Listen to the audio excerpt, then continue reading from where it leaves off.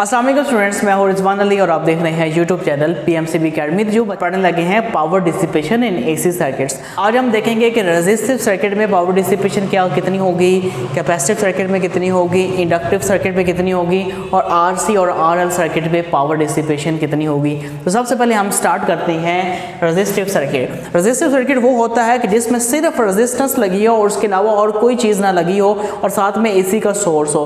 AC का source current supply कर रहा हो रेजिस्टर में से, हम कहते हैं आपके पास सिर्फ रेजिस्टिव सर्किट है। तो रेजिस्टिव सर्किट में हमने देखा था कि जो करंट होता है वो वोल्टेज के साथ पैरेलल होता है, यानी इन फेज होता है, दोनों फेज में होते हैं। फेज में होने का मतलब है इन दोनों के दरमियान कितना एंगल बनता है, 0 डिग्री एंगल बनता है। अगर हम इनकी वेव फॉर्म्स ड्रा करते हैं तो वेव फॉर्म्स हमें ये पता चलता है कि वोल्टेज और करंट बिल्कुल साथ साथ चलते हैं। जहाँ पे वोल्टेज मैक्सिमम वहाँ पे करंट भी मैक्सिमम, जहाँ पे वोल्टेज नेगेटिव मैक्सिमम वहाँ पे करंट भी नेगेटिव मैक्सिमम। ये सारी चीज़ें मैं आपको पिछले टॉपिक्स में एक्सप्लेन कर चुका हूँ। अगर आपने वीडियोज़ नहीं देखे तो पहले वो वीडियोज़ देखें, फिर इसकी समझ आएगी, वरना इन टॉपिक्स की आपको समझ नहीं आएगी। अगर आप 16 चैप्टर का ये फर्स्ट लेक्चर देख रहे हैं तो बच्चे याद रखिएगा, आप लेक्चर नंबर 1 से स्टार्ट करें। अगर आप लेक्चर नंबर 1 से स्टार्ट करेंगे तो आपके step by step concepts clear होते जाएंगे और फिर यहाँ पर आपको ये चीज़ समझ में आएगी, वरना आप कंफ्यूज हो जाएंगे। ये दोनों एक दूसरे के क्या होते हैं, फेज में होते हैं। और फेज का होने का मतलब क्या है, इन दोनों के दरमियान एंगल कितना है, 0 होता है। तो यहाँ पे पावर डिसिपेशन का फार्मूला लगाएंगे, P = VI cos थीटा। अब याद रखिएगा, जब एंगल कितना हो जाता है, 0 हो जाता है, तो cos 0 आगे पास 1 हो जाता है। आपके पास जो पावर आगे वो क्या आगे VRMS और IRMS। यहाँ पे भी RMS लगाइएगा, यहाँ भी RMS लगाइएगा।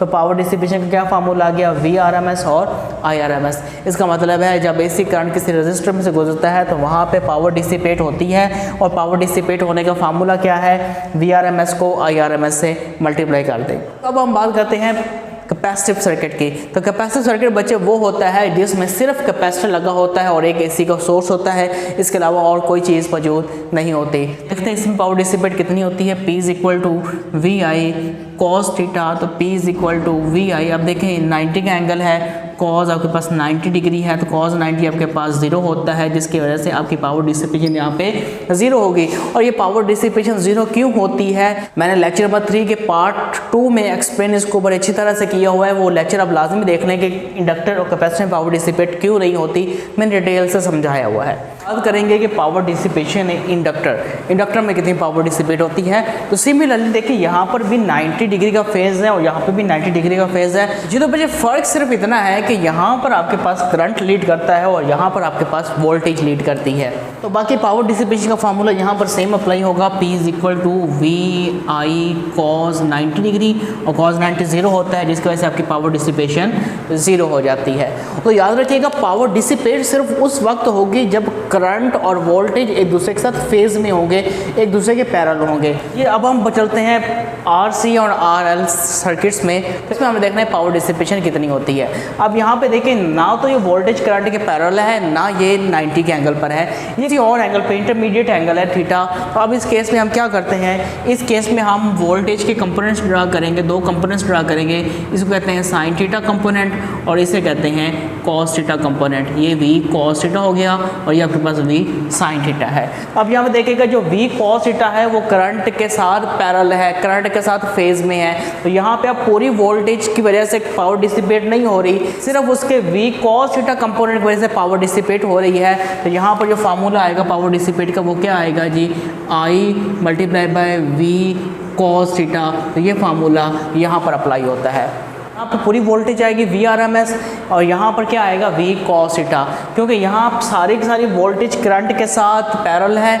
यहाँ पे सारी वोल्टेज नहीं है, बल्कि वोल्टेज का एक कंपोनेंट हमने ड्रा किया, उसे कहते हैं V cos थीटा, वो करंट के साथ पैरेलल है, ऐसे यहाँ पे पावर डिसिपेट होती है। तो इन 2 सिचुएशन में वोल्टेज का कोई भी कंपोनेंट करंट के पैरेलल में मौजूद नहीं है, जिसकी वजह से यहाँ पे पावर डिसिपेशन नहीं होगी। सिर्फ इन 2 केसेस में पावर डिसिपेशन होगी, RC RL, और आपके पास रेजिस्टिव सर्किट में पावर डिसिपेट होती है और किसी फॉर्म में पावर डिसिपेट नहीं होती।